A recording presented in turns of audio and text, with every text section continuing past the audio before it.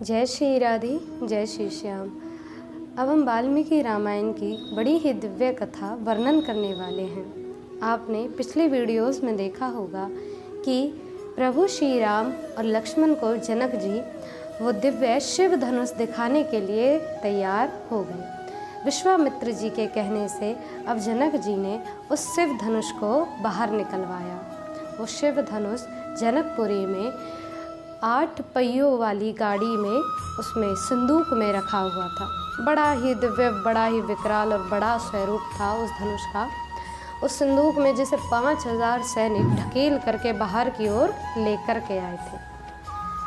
अब जैसे ही विश्वामित्र जी ने राम जी को आज्ञा दी कि हे रघुनंदन, जाओ तुम इस धनुष को देखो और अपने प्रयास द्वारा अपने प्रयत्न को और अपने बल को भी दिखाओ। रघुनंदन ने विश्वामित्र जी की आज्ञा को स्वीकार किया और जैसे ही आगे की ओर गई, उस संदूक खोली और उसमें उस दिव्य धनुष के दर्शन रघुनंदन ने किए। उस दिव्य धनुष के दर्शन कर प्रभु श्री राम को शिव जी का स्मरण हो आया। शिव का स्मरण किया, प्रार्थना करी। शिव जी भी ऊपर से देखते हुए बड़े आनंद में प्रसन्न हो रहे थे कि आज मेरे इस धनुष को मेरे आराध्य मेरे प्रभु श्री राम अपने हाथों से स्पर्श करेंगे।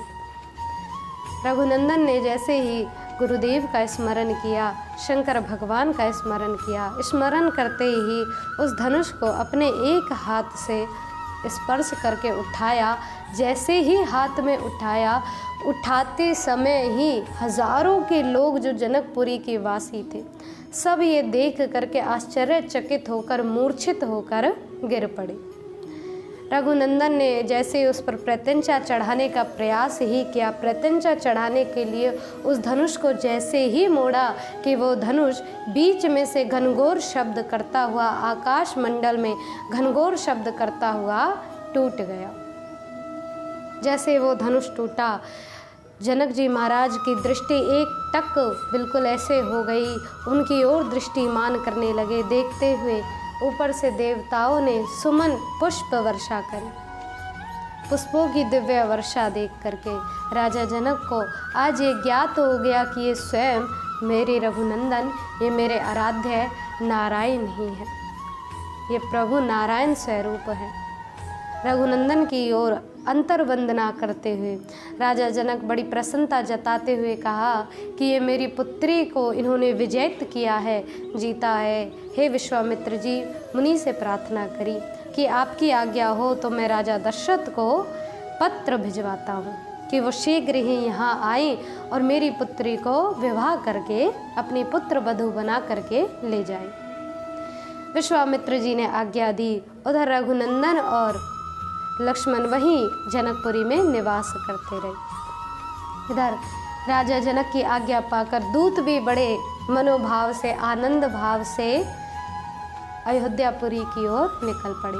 अयोध्यापुरी गए। अयोध्यापुरी में बड़ा ही सुंदर और दिव्य आकर्षण देख करके राजा दशरथ के समीप आए।